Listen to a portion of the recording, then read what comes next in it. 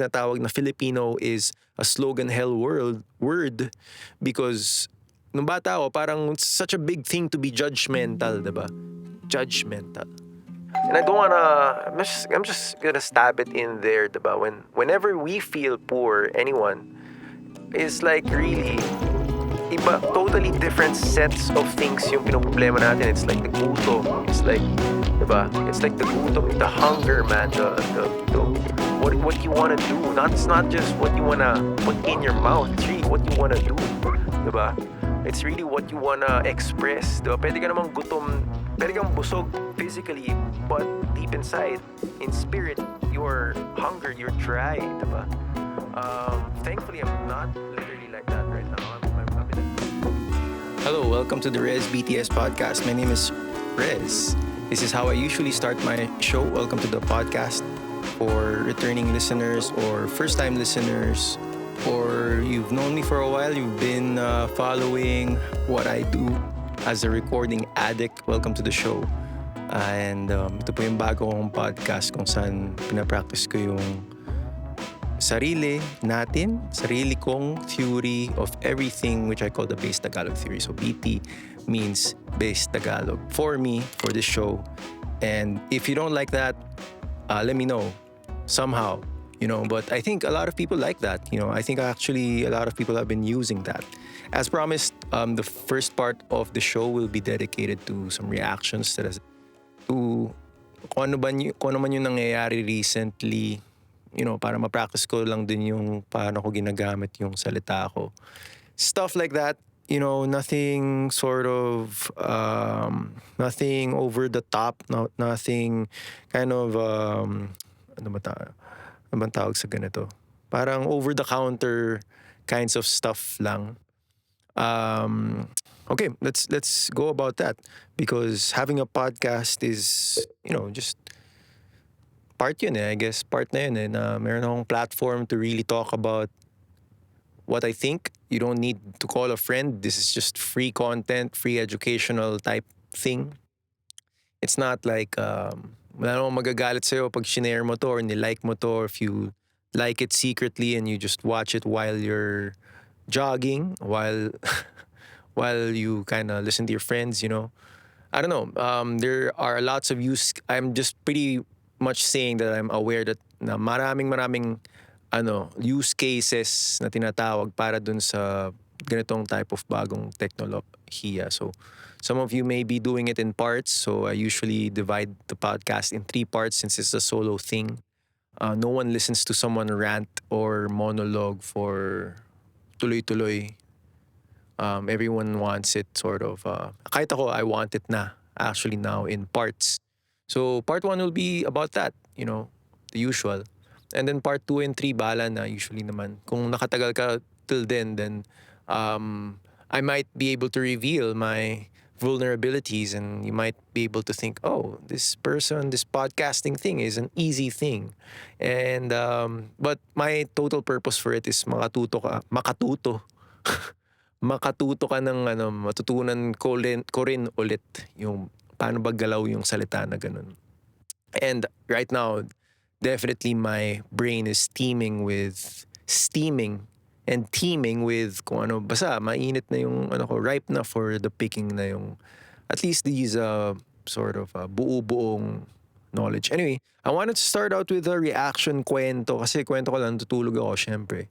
And then pagkagising ko, syempre alam niyo naman, lahat naman tayo may sariling kausap na na special, ang tawag sa ganun, special someone sa pagkaumaga. And then nasabay ko, so medyo na-disrupt ako konti kasi once I opened the TV, I realized that there was an Apple event while I was sleeping. So ayun, magaling naman yung forward button ko. So it was a 4-hour thing. And then I just literally my first instinct was to okay, I'm gonna browse the shit out of this. So alam mo yun, I guess this reactional part would be about the 2 things that I picked up from there was the new iMac, colored iMacs. And I'm not, by the way, sponsored or anything. I'm half a fanboy that I was. disclaimer lang. And two, the M1's on the iPad Pro. And I'm totally just discussing this from a tech guy and function point of view, since I talk a lot about logic and how progression and evolution works a lot in this podcast anyway. So I thought this would be a really great contextualizing material since bago pa lang din. So Apple is launching new iMacs, colored iMacs, and um, I think it's I think it's great, how they're marketing it. Yung initial response ko to the whole thing, to the whole event, to be honest, was like, and I don't mean to be rushing here or anything, pero parang yung vibe lang. I didn't watch the full thing, okay? I skipped a lot.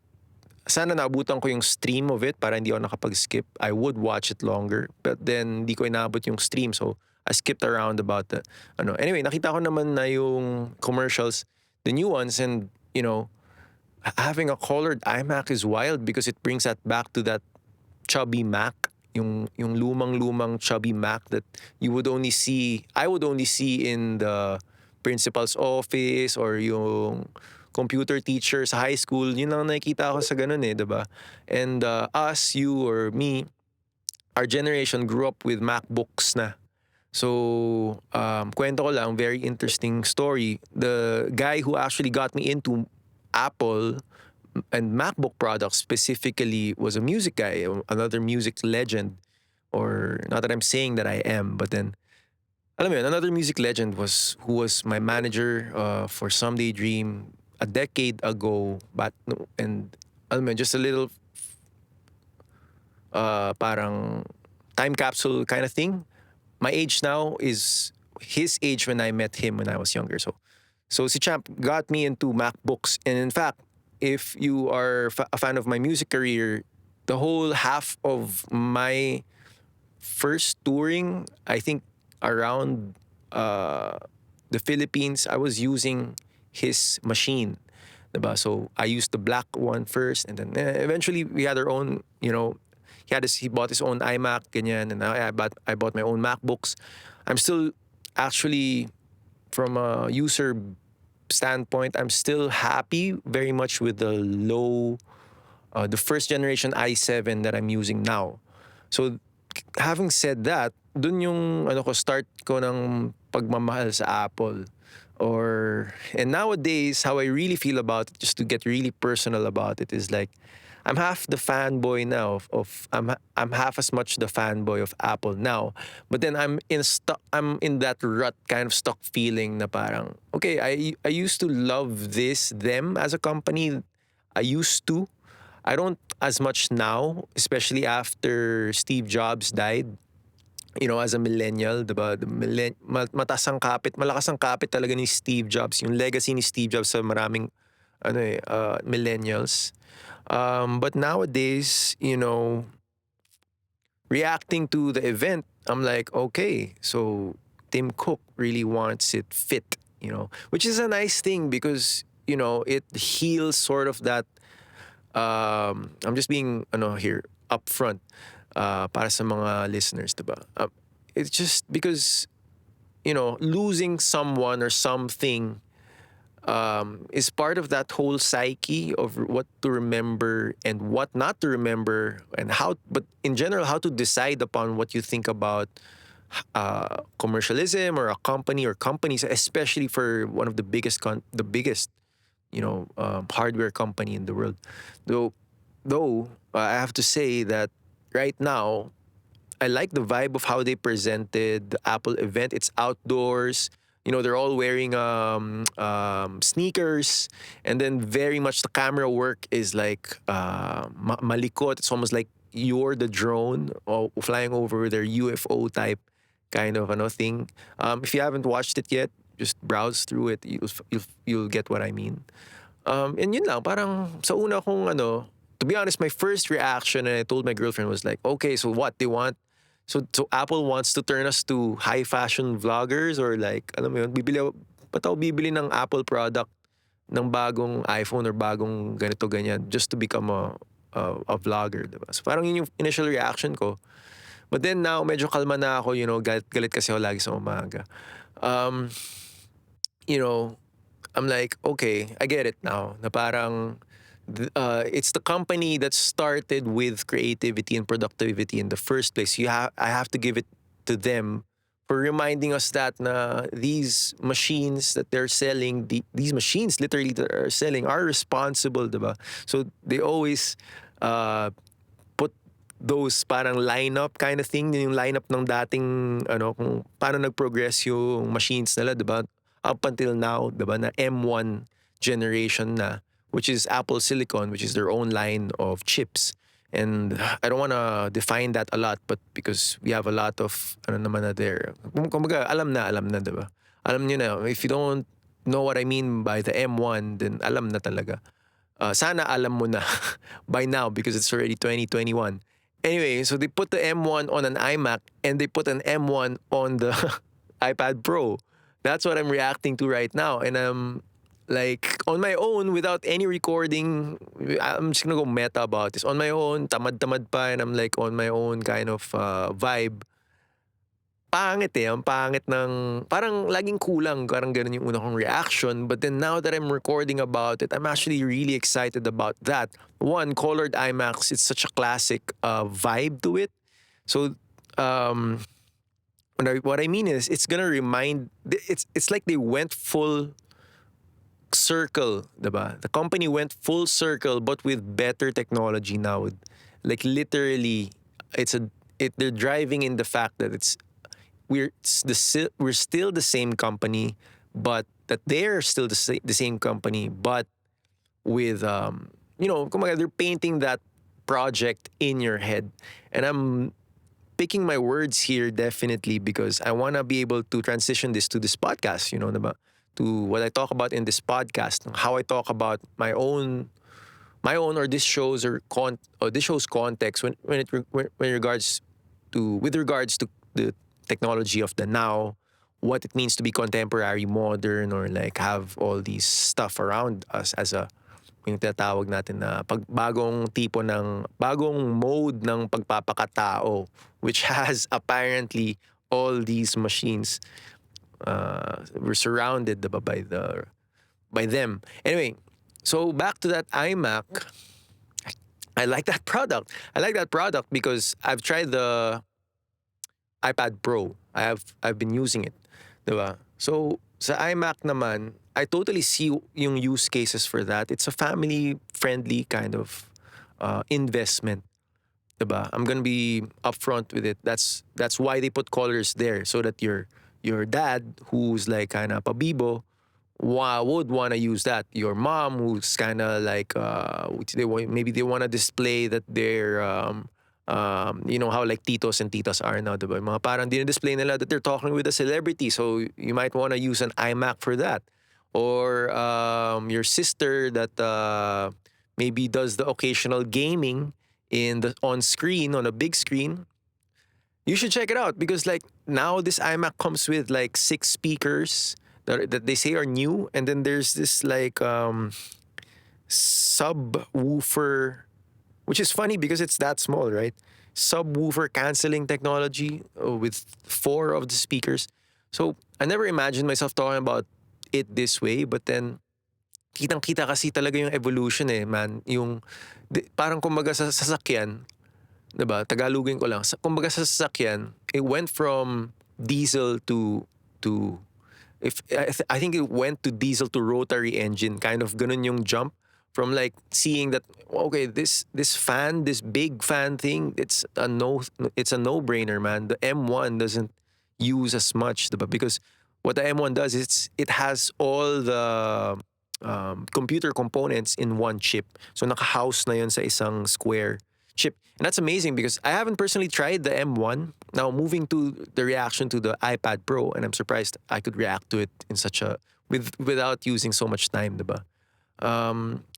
I have used the iPad Pro, and then so them putting the M1 on the iPad Pro. Here's my sort of reaction as an artist naman, because that's a very artist friendly and well coveted. I think if you're an artist and you don't have an iPad Pro, mag-isip-isip ka na, because tatawanan ka ng ibang artists na hindi pa nakapag-iPad Pro. But my point is also, if you're an artist who has an iPad Pro already, and I reveal ko na. Yeah, my initial reaction to it is that it's just mind-bending, man. How the iPad Pro will sort of, because mind blown na nga ako sa technology itself. You know, I'm not ano eh, I'm not I grew up with machines, you know. I woke up with machines.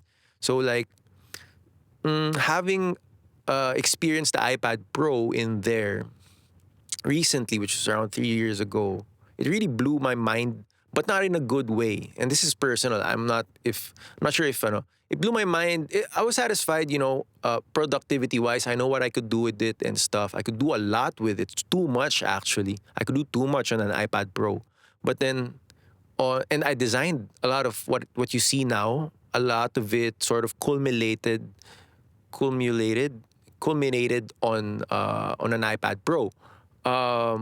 Having said that, it's too much. It's too much magic, you know, for someone who's like just starting out.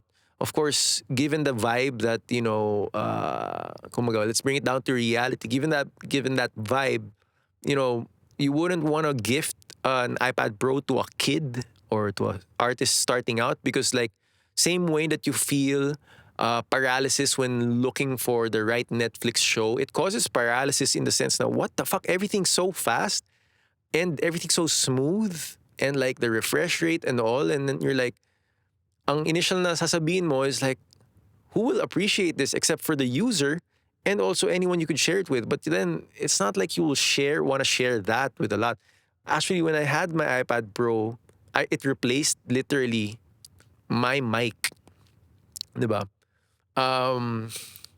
Because with the processing that comes with that mic, it totally canceled the need to go manual with this type of mic, you know, because that mic actually, and now that they put the best mics and the best what do you call this, cameras in there in the iMac specifically, parang that's the tempting part for me to be honestly serious. But then I know that it cancels a lot.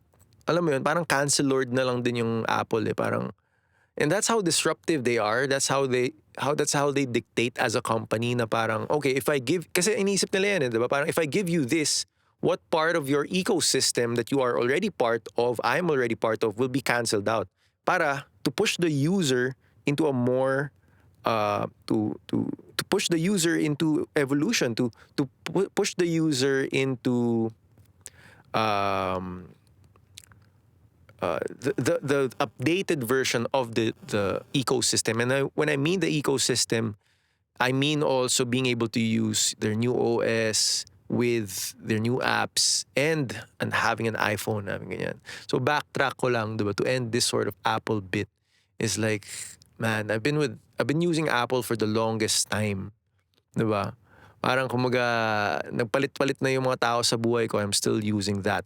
I think that statement alone is just enough to be able to say how grateful I am, not for the company but just for the innovation, diba? So having just seen a little how much effort they put in all their events, their sites, the way they show it, the way they explain it, it's really the big science condensed down to like a jaded kid, right? Who like, do I really want lollipops? Parang ganun yung idea. I don't know, do I really want your lollipop now? But I kind of do, you know. I kind of want it, you know. So I'm there, and when I say I'm there, I'm just like, my initial core sort of really reaction is like, damn, what will I use this for though?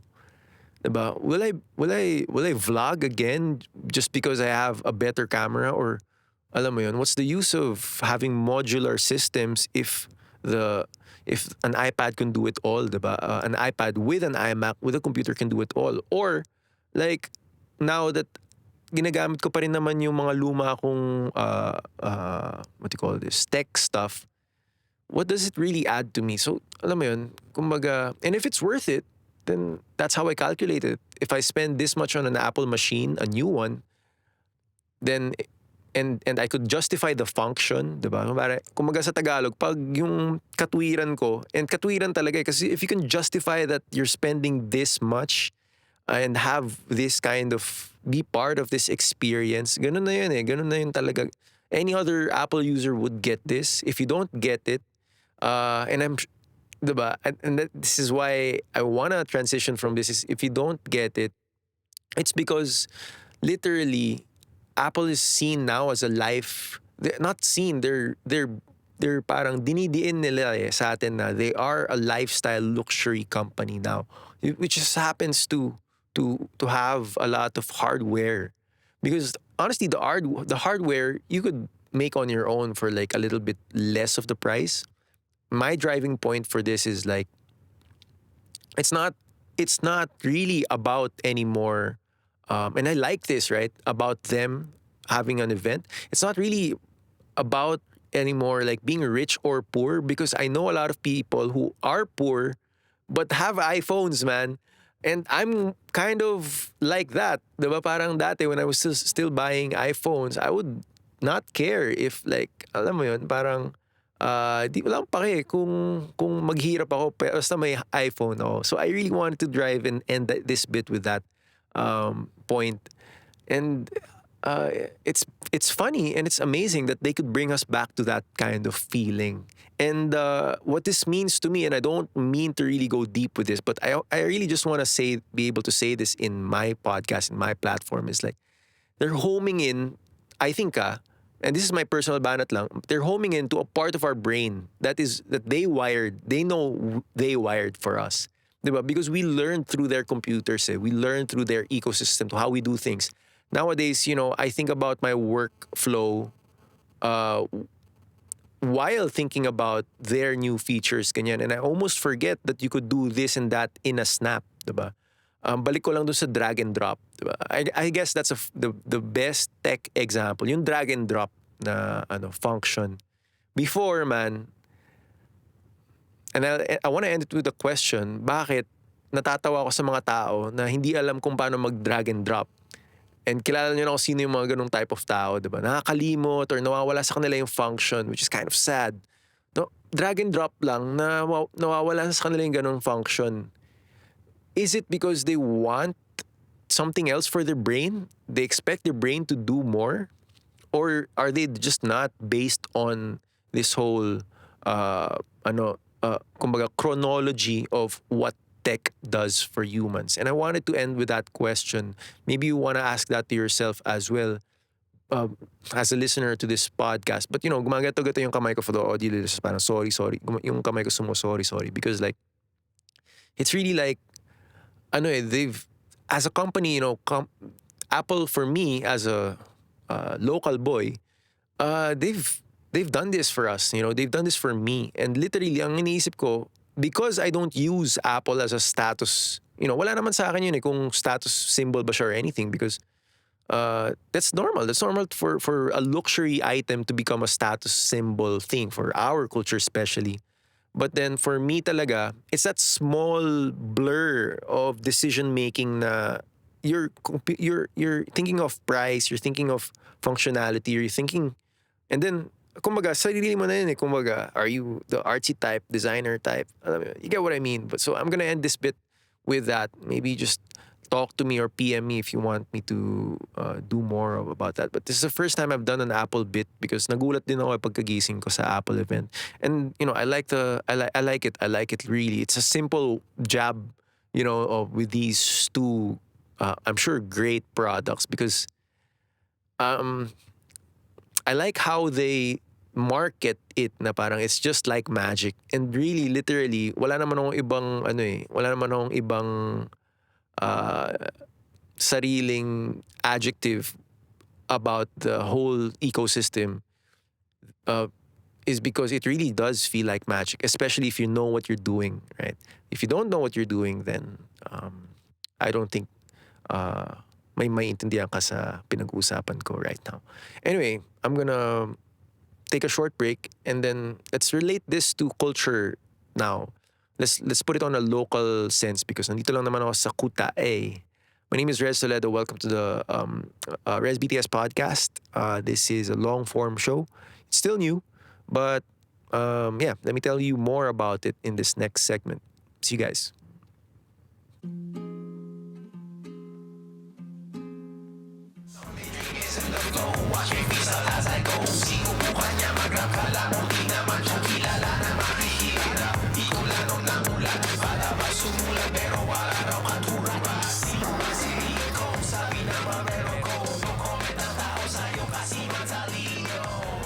Segment 2, Res BTS Podcast.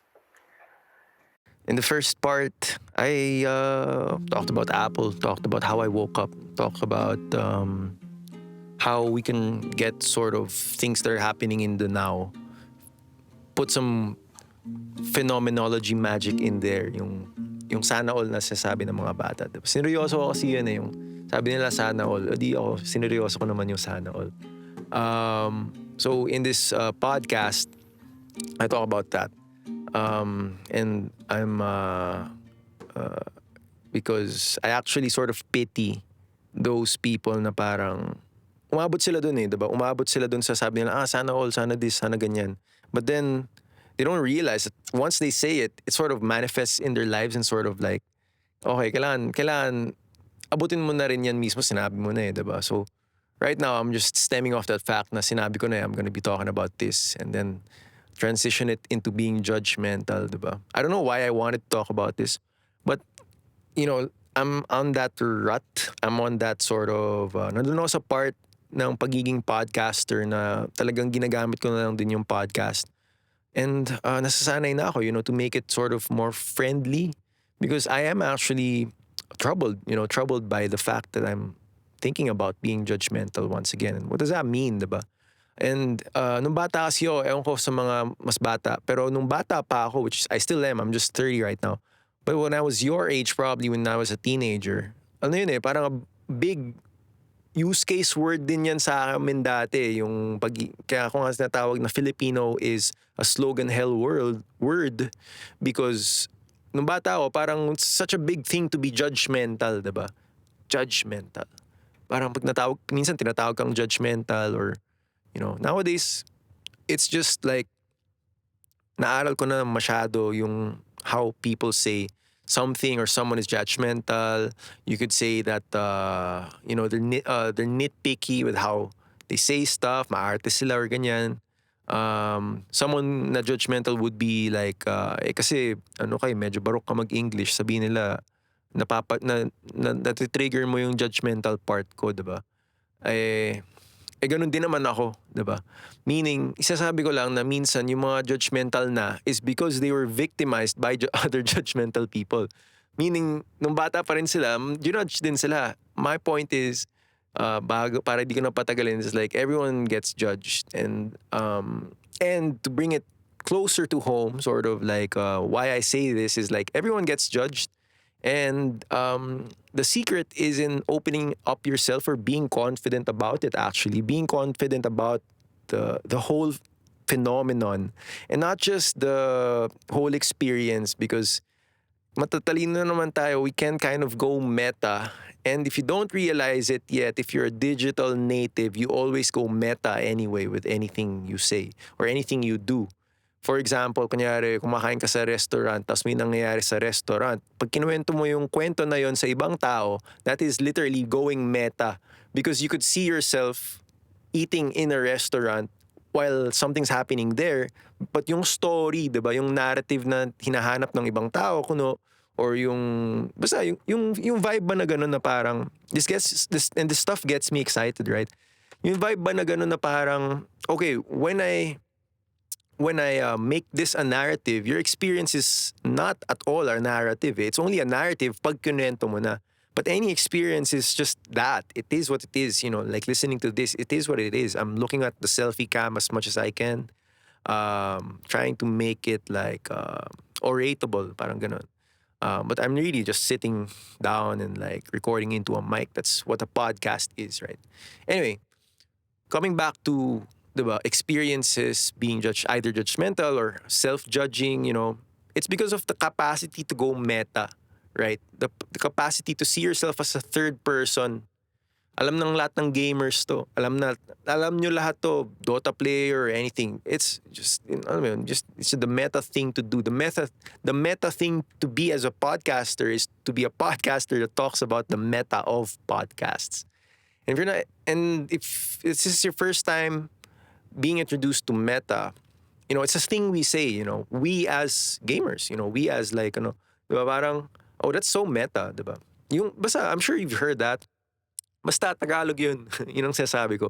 Basta kung nagbe-base Tagalog ka, narinig mo na yan, sinasabi ng mga bata, sinasabi ng kahit sino. Kahit sino actually, diba? It's so meta. That's so meta, right? And I wanted to go there because being meta about judgment is something that I want to talk about simultaneous with a reaction to luxury. Given that I started with the first segment about the Apple event and establishing firmly that their vibe, really, that company's vibe is really up there as the best sort of tawag sa ganun, basta lifestyle and luxury kind of vibe, diba? Lifestyle and luxury. And ako personally, guys, medyo conflicted ako sa how I view lifestyle and luxury because it's such a hard thing to get, it's such a hard thing to be part of, especially if when you're bent to think about the poor. Alam mo, I'm just gonna bring it there, when you're bent to think about not just the poor, but like people who can't comprehend, people who don't have the logic, people who don't have yung katwiran nga, diba? Because, and I don't wanna, I'm just gonna stab it in there, diba? Whenever we feel poor, anyone, is like really iba, totally different sets of things yung pinoproblema natin. It's like the gutom. It's like, diba? It's like the gutom, the hunger, man. The what you wanna do. It's not just what you wanna put in your mouth. It's really what you wanna do, diba? It's really what you wanna express. Diba? Pwede ka namang gutom, pwede kang busog physically, but deep inside, in spirit, you're hunger, you're dry, diba? Thankfully, I'm not literally like that right now. I'm in a good mood to share a lot. So, having said that, one big secret to not having that sort of judgmental judgment kind of feel is to be vulnerable. Accept vulnerability, diba? Accept the tatanggapin mo lang, diba? Kasi, kunyari, today, I feel kind of squammy today, man. The news feels like squammy. A few days ago, buti na lang, nagka-Apple event. I'm like, okay, that kind of feels good, right? Thank you, Apple. Anyway, but you know what I mean? This is part of being human, diba? Minsan, you feel squammy, kind of feel like, you get what I mean? The important thing that I want to impart here is like, it's a mode, diba? It's a mode, especially artists, especially, mature people. It's a mode that they get into, diba? Maganda example dyan is minsan naman di ka naman lagi diba? Nakadamit, diba? Minsan di naman tayo araw-araw naliligo, Espanyol tayo eh. Or di naman tayo araw-araw reklamador, diba? Minsan okay ka na dun sa i5 mo. Or minsan okay ka na dun sa suot mo. Basta may black naman eh. Black naman yung sa babae. So okay na rin, diba? What I'm saying is like, it's fun actually. It's nice to have this kind of mentality now na that you don't have to worry about the mode of being that. And I'm not sure if that's something that I could talk about really, but my point is to become vulnerable in your state, diba? If you're someone who equates state with financial or consumerism, then that's fine, diba? That's fine, but may mali doon pa rin. And yung mali doon, kailangan alam mo. Kasi matalino ka na eh, may logic ka na eh. Parang mali naman ata, diba, for example. This is an example of, kunyari, it's just an easy maths kind of thing, diba? Na parang, if I'm earning this much, I couldn't be spending on this because that would be like, and I'm spending on something lang pala just because of status. It's a status symbol or like I just want to feel. I think enough of that is just good. But, you know, eventually my point kasi is you're gonna want to be creative eh. Diba? You're gonna want to be ano yun, puriin, mapuri ka. Because before, you're not being judged or you're not as much as hard as yourself because we judge ourselves, diba? Minsan judge natin sarili natin, dati di ko to kayang bilhin. You know, consumerist stuff, man. Di ko to, dati, alam mo yun, while you're growing up, sometimes it's inevitable that you say to yourself, dati, ganito lang kaya kong bilhin. Then ganyan, you level up, kaya ito na yung kaya mong bilhin. You know, we have slurs in our language when we say, kaya ko ng, medyo ganito na yung asenso ko, pero kaya ko ng pangkotse na, di ba?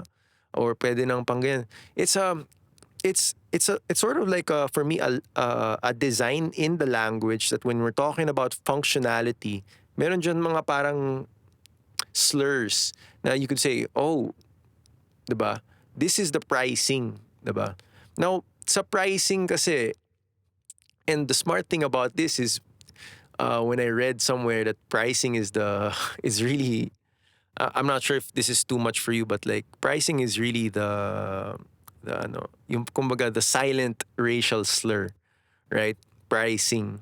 But like for me, it's really about acceptance. It's really about state. It's really about where are you at right now. If I'm listening to kunyari, if nakikinig ako sa sarili ko right now and I'm freaking zero, I'm broke af, diba? Parang mainis ako sa sarili ko because I wouldn't be able to think this way. But you know, it's not the case for us, especially now that we're learning with the pandemic and all. Natututo na tayo magtipid, natututo na tayo magdamot, alam na natin, may sarili na tayong, or new definitions of what it means to be stingy, to be greedy, to just have enough. You know, we're moving from, I'm still talking about being judgmental, diba? We're moving, but the thing is, we've moved to a generation of have-nots, have and have-nots. Parang yan yung generation ng baby boomers eh. Diba? Yung parang, we're better than you because we have this, we have an automated washing machine. Diba? Ganun dati. Kaya makita mo dati yung mga cartoons, mga Flintstones, diba? Mga Yabba Yabba Do, kind of weird stuff. Yung mix nila of their vision of the future is having flying cars, or like teleportation machines. It's the same thing. It's the same thing before because their sort of parang leveling is based on what you have and what you don't have. These days, digital natives, everyone's digital, everyone's living on Facebook or Twitter or social media. It's not all about that anymore, diba? Some people really live off digital stuff. So it doesn't matter really if it's like real money or like cash money. And I'm reaching out to those people na, and not really reaching out, but then I know some of the people who have lived this sort of contemporary way of living, going cashless, going ganyan. I discussed this in the context of being judgmental or experiencing judgmentality because I wanted to get from there and express how I got from there personally to a space where there's more breathing space, diba? And that might be a little bit too profound, but then kasi ganun yun eh. It's almost like the same with cynicism and wisdom for me because like they say, parang sa una talaga kahit ng bata ako sobrang cynical ko na eh. Like my first reaction to a new product, diba? Hindi ko man kailangan yan eh. Or may ganito naman ako. Alam mo yun, the usual cynicism. But then when you are able to practice wisdom, you're able to breathe in more in and out what something or an experience really means. And I'm just speaking for myself, diba? Para ikaw, pinapaisip lang naman kita eh.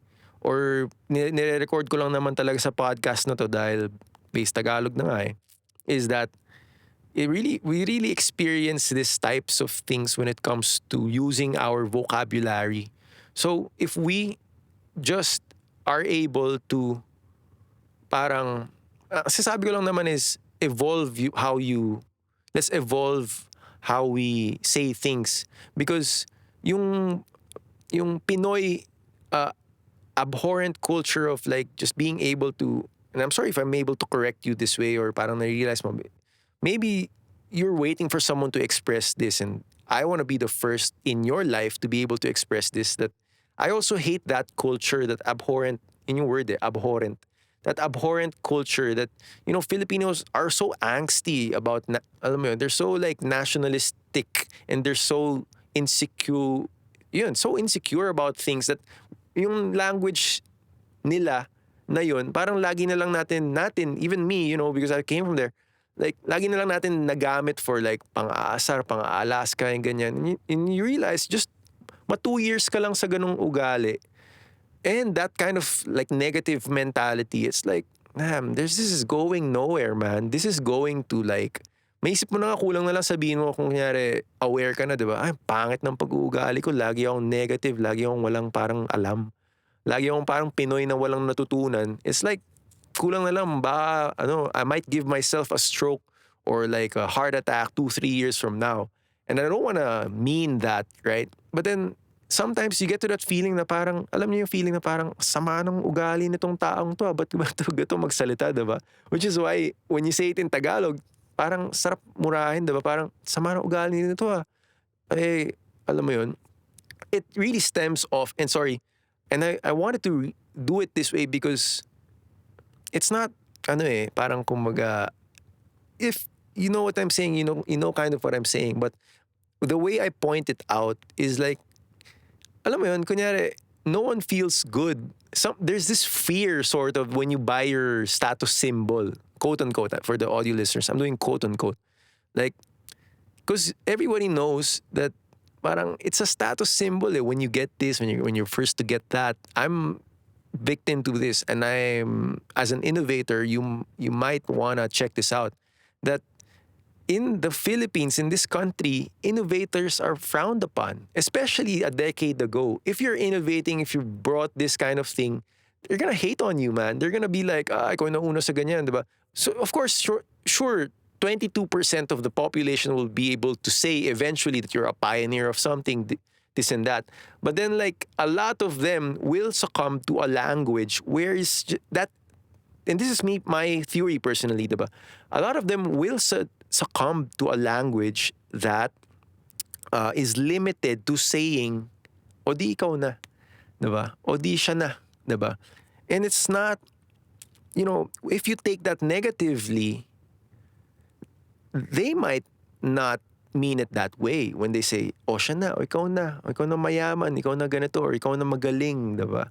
They might not mean it that way, pero yung tunog lang nun, yung diction nun, is like, you're not sure if you like, it's that, diba, parang it's not concise, diba? Then it hurts because it's very subtly this or that. It's not specific. It's not like a spec kind of thing na parang, oh, nice, you upgraded this much, diba? You upgraded exactly by this many terabytes, for example, diba? The way that I point that out is when, yung katutubong language is not able to express yung parang upgrade, yung technological magic nun, diba? Whereas, which will get them stuck on the marketing aspect of it, yung marketing ng tutayism, which is the cynicism that I'm pointing out, diba? Na parang, if you're stuck in that cynicism, then ibig sabihin, ang pagkain mo, yung the way that, ang agency mo, the way that, the thing that works in you is the marketing, right? The how it is like presented and how, but then, so chances are you don't really have your own decision making. You don't have your own parang logic, diba? Kumbaga, it doesn't add up to you. You're either following what they react to, or alam mo yun, and it doesn't apply to the have and have nots. This is what I wanted to get to, I think, for recording's sake. It doesn't apply to the have and have nots, diba? It applies to now, what do you value? What do I value as a someone of a recording addict? What do you value as a student? What do you value as a parent, diba? Because it does, yun na yung bagong have and have nots mo eh. It's not like before na, oh, I have a remote control, or I have like a meron kaming bagong flat screen TV. Alam mo yun, dati ganyan yung tawag, diba? Ngayon, it's like, what do you have, What do you have under your skin? What do you have that you could literally make a bit about or talk about, or it's something like that, and the thing that I'm pointing out, the sad part that I'm pointing out is like yung sadness ng entrope ng Filipino language being that way. Na yung umabot na siya sa slogan hell. So, for example, just bringing it back and just to drive a point and not really mean anything by this. For example, sa Philippines, Apple is status symbol. That's the kumbaga, that's the context I'm working with. This Apple product is iPhone is equals status symbol, quote unquote, asterisks, underscore, whatever. Since it's stuck there, that part of the program, that part of the code, the language, diba, is stuck there, and no one's like pointing out that that's a bug, right? No one's pointing out sa pagtatagalog or sa pag-Filipino, or maybe in your dialect or anything, hey, that sort of thing is a bug because that's not how we use function. That's not how we use language, diba? As much as possible, you don't use language to come up with racial slurs, or to come up with like we don't use language to come out with pang-aasar or pang-aalaska, and as great as it gets, it's good only for a certain period of time. I think this is just my observation. It's only good for a certain period of time, which is almost like a decade, diba? Anything in that is formed in that decade could be studied in the next, right? Because we're innovating and we're observing.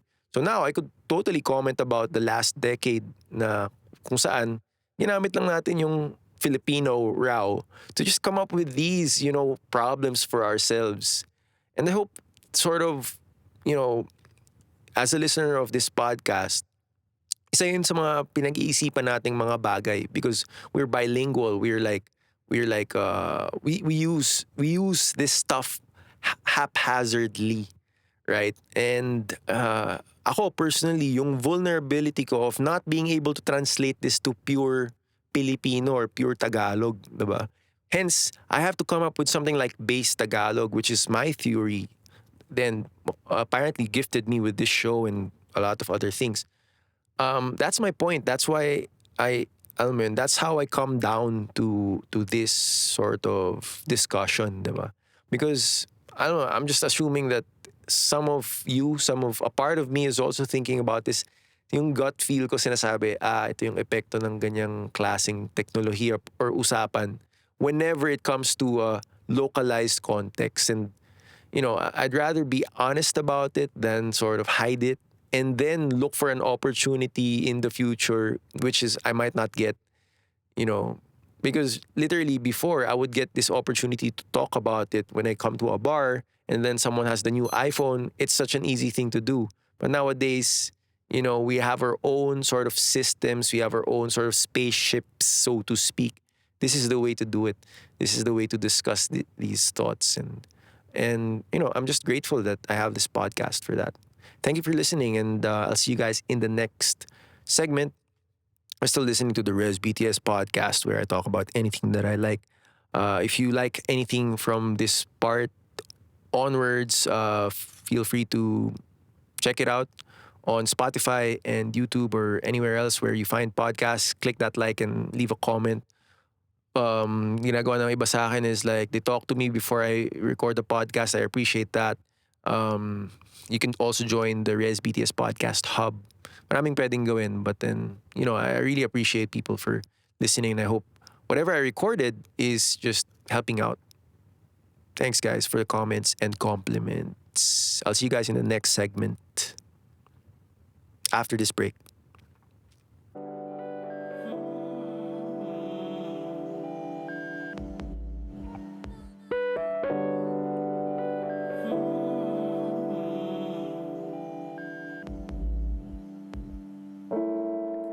Hey guys, this is Rez, the creator of Someday Dream, reminding you that a new Someday Dream music single called Two Lovers is still out on Spotify and other music listening platforms. You could go ahead and share and play that song for your loved ones and friends. Again, thank you for being part of Someday Dream all this time. Happy listening.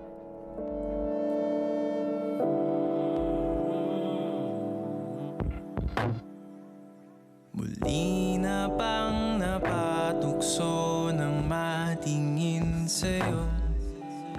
Mali na bang mawalay ang mundo sa totoo? Muli nga bang bumabalik pag-ibig na husto? Naghahanap ng oras na mapalapit sa'yo. Huwag nang mag-alala, hindi na to tungkol sa masaya. Again, thank you for being part of Someday Dream all this time. Happy listening.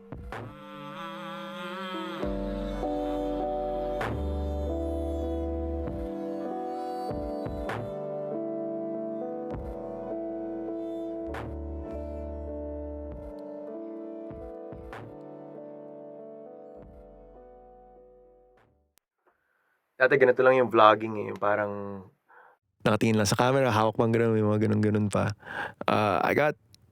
Natutuwa lang ako how we've progressed. Now we use kind of different things. Now we can talk about other things and just be literally free in our podcast, in our, and my whole intent is to just have that become an inspiration or like for this to be a beacon of whatever it is that uh, things like this emanate with. Diba? So if this podcast, if this episode is emanating with freshness, happiness, positivity, love, then so be it. Diba? I have other sad podcasts. I have literally, I didn't know what I was doing at first, but nowadays, I'm actually researching a lot and being more sort of natural with it. I am still a solo podcaster, so medyo sad. Diba?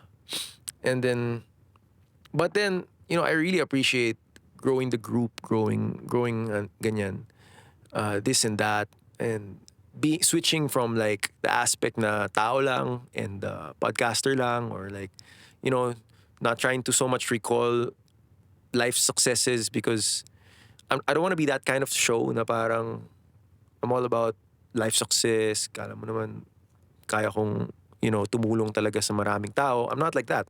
I'm just really, the show is really about sort of wanting to be friends with some stranger that talks a lot about the stuff you've never talked about, or maybe I don't know, man, because it's hard to progress talaga.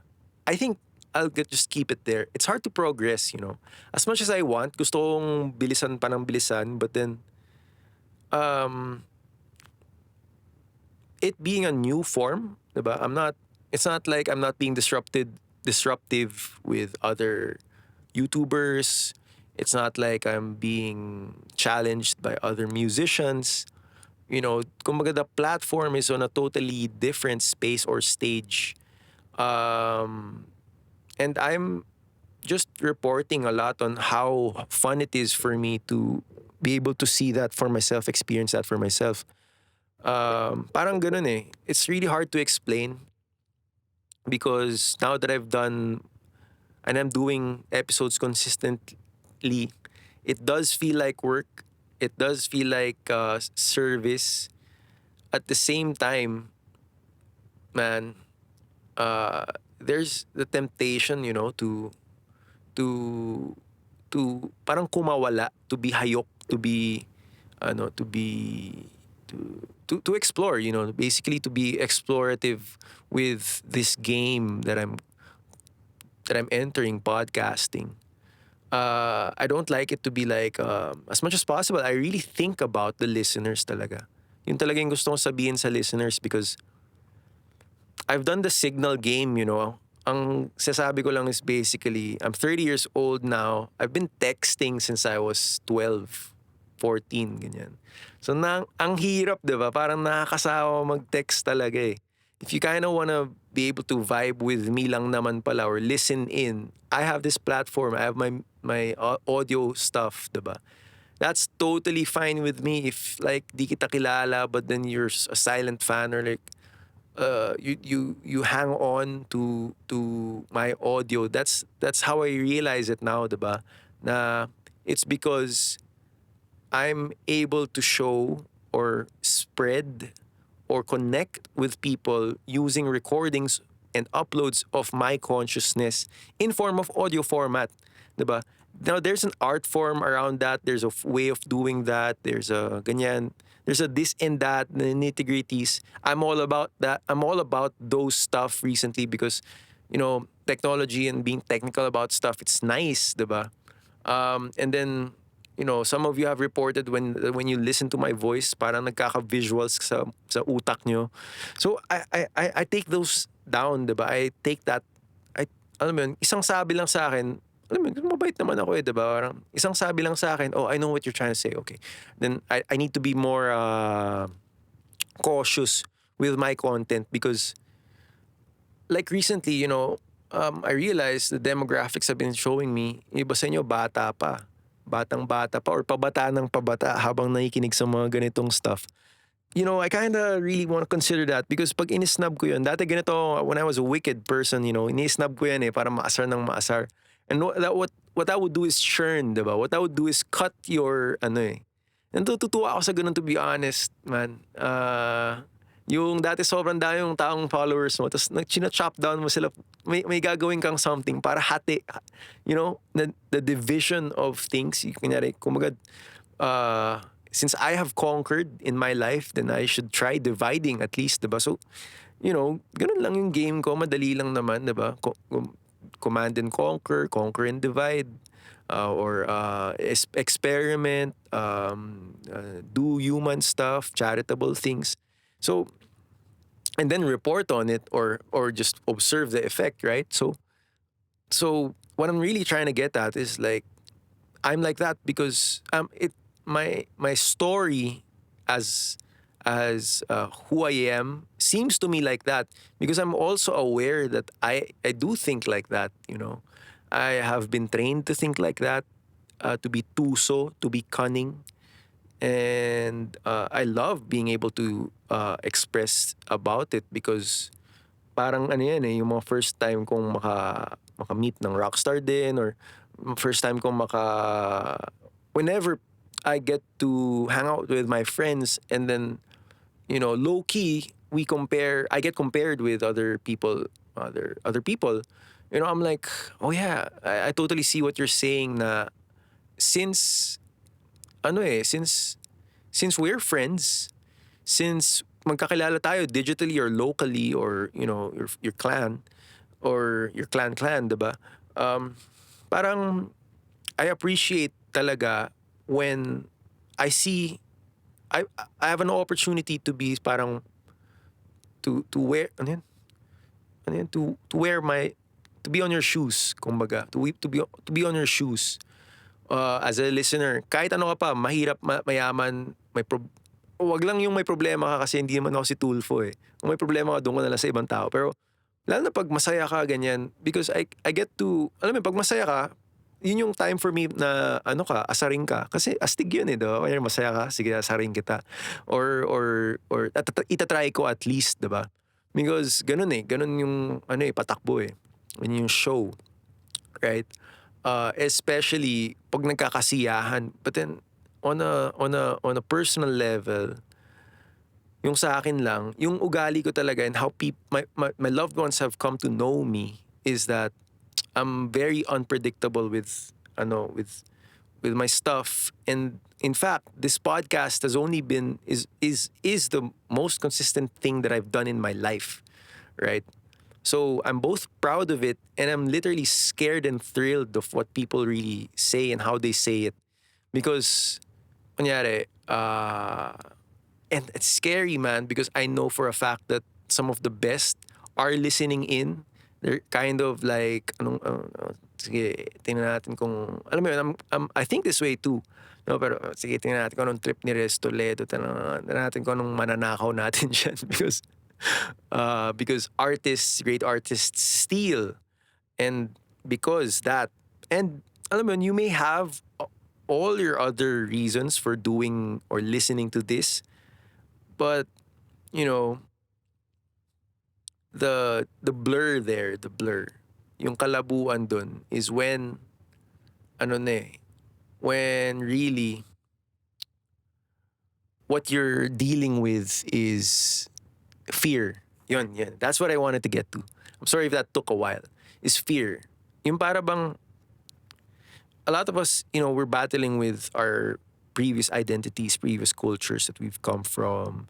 We're battling with translation problems, for example, comprehension problems, yung parang. And para sa akin talaga, it's because inunahan mo na yung sarili mo eh. May mga nagtuturo ng ganito, yung mga pinapangunahan, ganyan. Dati hindi ko yun naiintindihan. Akala ko sabi nila, wag mong pangunahan yung kausap mo. Yung pala, wag mong pangunahan yung sarili mo because you're the experiencer of this. Diba?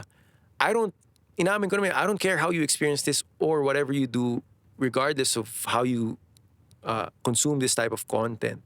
All I know is for me, as a solo podcaster, I'm really being honest about it. So it makes me feel good, right? It makes me, diba? It transforms, kumbaga, meron akong sariling volition, may sarili akong, meron akong sarili, akin lang to, diba? But then, the media side of that, which I love talking about, right? The media meta-ness of that is like, hey, it's possible that other people are listening in, diba? And yung point na I don't have to fear. The way that I could cancel my fears, my insecurities is because I'm preparing a lot, diba? I'm preparing technically for the next episodes. I'm preparing for the next season. I'm preparing for ganyan. And all that is mental, diba? All that is like, hindi naman, I don't prepare just by sitting down and not talking. I actually prepare by doing other stuff, and then when I need to take down notes, I write it down. Ganun. And I think that's how I get better and how I feel better while doing it. Meaning, in layman's terms, parang sinasabi ko lang naman na kung ano man yung naintindihan mo sa mga pinagsasabi ko gamit Based Tagalog, maybe at the end of the day, you should consider me as sort of, I still consider myself as a persona, as a host, because I'm telling people, this is welcome, bukas to, ganyan. People thank me and they do it in their own ways. But then, inside of me, I'm also like, yeah, but then I've been doing this for a long time, a decade at least. And I don't need the flattery. What I need is creativity. What I need is like, me feeling that you're, kumbaga, bouncing off it. Diba? The feeling that you got something and now you're back with information that we could use on this podcast. Diba? And I appreciate that. That's smart eh. I don't appreciate that because that's kilig or whatever. I don't appreciate that because I'm getting a one better follower or I'm appreciating that because it informs me that I'm right about my target audience, diba? My demographic is a certain na, and for you as a listener na nasama ka pala dun, diba? Na-realize mo rin na ganito pala yung mga tinatrabaho ni Rez Toledo na tao. And now that it's in podcast form, it's sort of like the digital to the analog way of living life. I live my life this way, guys. I live my life meeting strangers, new people. Some of them get to stay for like 4 or 5 years. Some of them become close friends. Some of them become clan. Uh, there's tiers to it. There's like and that's not out of kasi maarte ka kasi ganyan ka That's out of me literally finding out, oh, this my world is designed this way. There are rules, 'di ba? There are like alam mo 'yun, kumbaga Tagalog lang. Walang ibang masabi, Tagalog lang. Ah, Ganun, 'di ba? Talagang kung pwede i-drawing ko in steps, 'di ba? And ito lumulusot to dito. I can't plug female to female, man. For example, female host to female host, wala namang mangyayari, 'di ba? Kikis-kiss lang sila, 'di ba? Pero a female to a male, may sumusuot eh. That's the logic there. That's the ano there, 'di ba? And if I decide to not fix something, it's because I want to observe it. I always talk about this. I always talk about that kind of effect, and it's nice to to feel that pwede ko yung pagkaikot-ikutan, mga ganyan. Kasi sa Tagalog, parang sinasabi na natin, atulin na daw, or magaling na daw, or marami na raw tayo alam. These are all for me 2K Pinoyism, 'di ba? Parang this is braggadocious, if you get what I mean. But then like for me lang naman, and when I say for me as someone who's being trying to be critical about it, it's like we've been there already, diba? We've been there, done that already. A lot of us have, diba? So it's that again pointing it out to that very thin line, very weird blur of balancing out value, vulnerabilities, you know, saan ka ba mabubutas diyan? Butas being baka ma-judge ka, 'di ba? Baka pag binarket mo masyado na ganito ka or ganyan ka, wag mo na lang sana ibig ko sabihin lang, sana wag mo na lang i-market, 'di ba? Parang ganun. When to market or when to not market is also a very special skill, because at the end of the day, like I said and I will say again, how you get over all these issues is mostly just fear, 'di ba? Identify what you're fearful about. For example, I'm fearful about being judged or fearful about over influencing or over ganyan or being idolatrous or like ganyan. I feel fearful of that. Sa ikaw, meron kang sarili mong ganyan eh. And I respect that. Which is, to be honest, stopping you from being able to communicate, stopping you from commenting, stopping you from hitting that like button. Well, 'di ba? Nakasanayan na eh, nakasanayan, which is okay lang. Okay lang. 'Di ba? Chino style, okay lang 'yan, 'di ba? Okay lang talaga. But if you kind of want to implement that plus one mentality, 'di ba? Yung plus one mentality, it's nice, it's good, right? Okay, instead of this, how about do that? What changes? For me, as a producer, ganyan, and it's just like whenever you plus one here, plus one there, we're talking about balance eh. Ano yung mabubutasan san yung dagdag bawas on a technological sense, on a decision-making sense, di ba? Because that affects your product, that affects your interactions, that affects the way you see things, literally, the way you present things and rewire people with your own thing. You know, with brain plasticity, as I'm learning more about it, I've already said this, diba, that after virality is sort of the industrial ethnic cleansing theme, diba?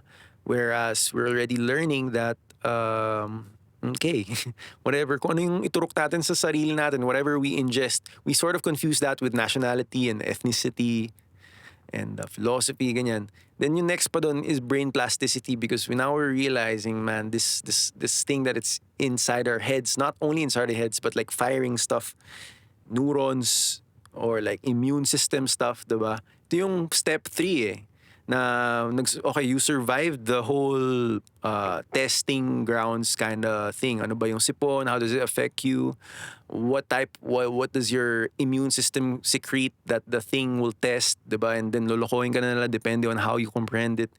So now the final step is actually brain plasticity for me. Ito yung combo, which is great if a year onwards, diba, natulungan ka na, dyan pala yun papunta. Yes. Dito papunta yung mga passport, ganyan. It's all about brain plasticity, man. It's all about being able to map all these things that we keep in our heads and identify with. Because sasabi natin, ito yung ambag ko sa sarili ko eh. Ambag ko sa sarili ko na masabi ko sa sarili ko na naturukan na ako ng ganito. Ganito, ganyan, superpower, skill, technology, drawing. You know, these are things that we ingest and put in our system, in our containers, right? There could be applications of that. O kaya ko na mag-record, kaya ko na mag-podcast, kaya ko mag-badminton, kaya ko ganito, kaya mo ganyan. You're not the expert at it, but at least nalista mo, diba? And then, you know, now, because I've done that, you have done that, now maybe look into brain plasticity. Look into how these things affect us as like thinkers, as like intellectuals, because may something talaga dun eh. Yung something na yun na hindi na ma-express ng colloquial Filipino language kasi sasabihin lang nila, alam ko na yan. Ganito, ganyan lang yan. Balance lang yan. Ganito, ganyan, ganyan. I'm talking about the limitations of having a type 0 language, diba? Or that part of the language that is type 0 civilization. Yung type 1 civ kasi is like English talaga. It's a universal language, diba? So we need only to be able to connect our katutubong logic with that. Iba yung natin eh, yung parang, and I don't want to go deep with this because this is deeper soul teaching, stuff that I would only discuss with my father or, you know, someone close, or personally I would, but I'm not prepared yet for this podcast. You know, there's something in us that's programmed to idealize yung katutubong mindset, yung parang tribalistic ways, diba? Nandyan lang yan sa loob natin. And it applies, as we can see, it applies in everything. It applies in gaming, in the new culture, and ganyan. At the same time, pababa, the tech, the innovation, from top to down, the top-down version of it, yung read function nun is studying us. You know, the AI on social media is studying your input, your voice, your longevity, your preferences, your broadness of the mind, or your stiffness, or your rigidity, using a whole lot of multiple, factors. And when you don't see where those meet, those top and bottom meet, when you don't see that, that's just, I'm saying lang as a cautionary thing, that for recording's sake, that is a cause for problems in the future. So, siguro ngayon, kung wala tayong problema masyado, wala naman tayong masyadong nirereklamo, let's just end with that. Diba? I'm gonna end with that, actually.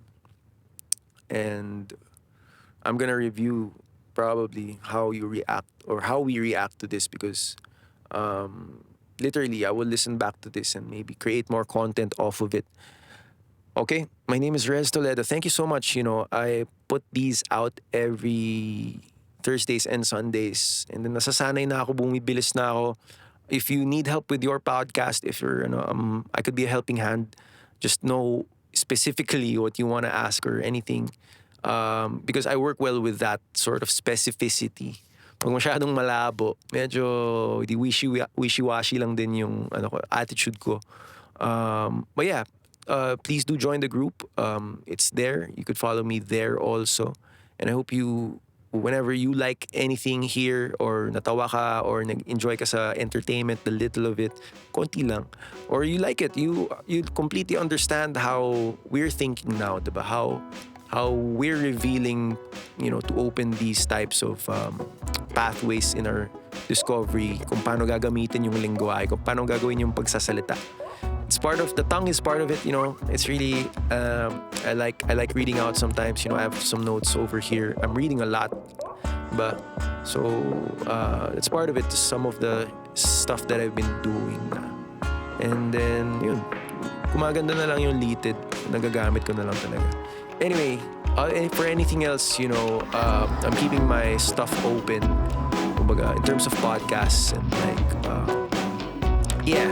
always ending it with a grateful note. Thank you so much. 谢谢. Something such as